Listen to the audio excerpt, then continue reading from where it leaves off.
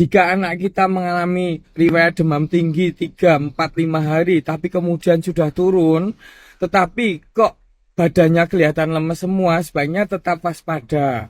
Karena ada kemungkinan anak kita terkena demam berdarah. Saat ini sedang musim demam berdarah, di mana rumah sakit penuh dengan pasien demam berdarah. Jadi demam berdarah itu pola demamnya memang seperti pelana kuda. Jadi tinggi di 3-4 hari pertama. Bisa 39 sampai 40. Bahkan bisa lebih. Tapi kemudian hari ke-4-5 itu mulai turun.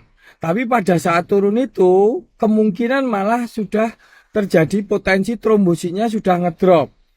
Jadi trombosit turun jauh di bawah 150.000. Jadi ketika trombosit turun itu mudah terjadi perdarahan, mudah terjadi keluarnya plasma darah atau darah yang bening itu dari pori-pori selang pembuluh darah. Ketika turun, otomatis volume darah akan berkurang.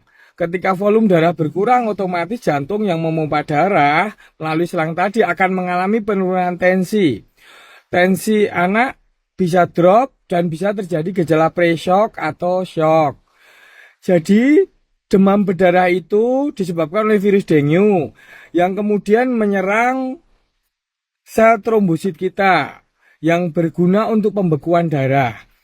Jadi darah kita itu ada bagian yang isinya sel-sel, yaitu sel darah merah, sel darah putih, maupun trombosit, maupun yang darah bening atau santen.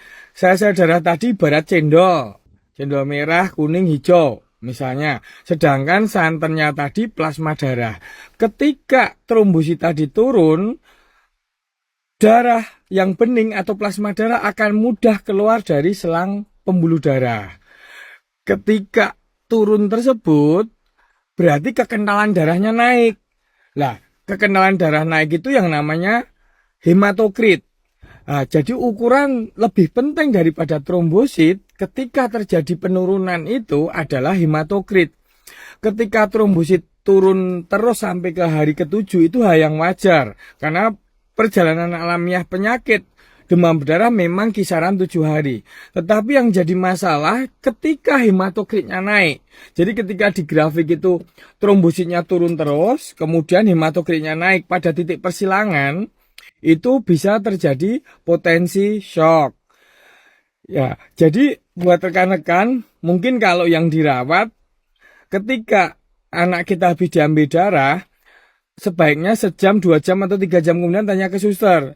Suster atau dokter, gimana kondisi trombosit dan hematokrit anak saya? Jadi jikalau sudah terjadi kenaikan trombosit pada masa pemulihan dan hematokrit itu tetap angkanya rendah atau malah dan mulai turun, itu kondisi yang baik.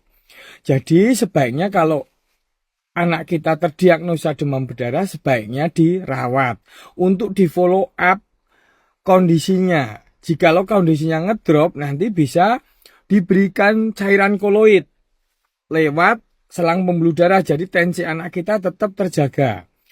Demikian juga demam berdarah pada dewasa. Untuk yang dewasa, muda dengan sistem kekebalan baik, umumnya sih jarang terjadi potensi drop. Tapi bagi yang punya komorbid, misalnya punya hipertensi sedang berat, obesitas, ataupun diabetes, atau ada penyakit autoimun, biasanya ada potensi penurunan kondisi. Jadi tetap waspada walaupun demam sudah turun. Dan sebaiknya dirawat untuk pengawasan yang lebih baik. Menjalani perawatan beberapa hari dalam pengawasan akan lebih baik daripada di rumah saja. Karena akan ada terjadi potensi drop jika kita awam tentang kondisi kesehatan anak kita atau anggota keluarga kita.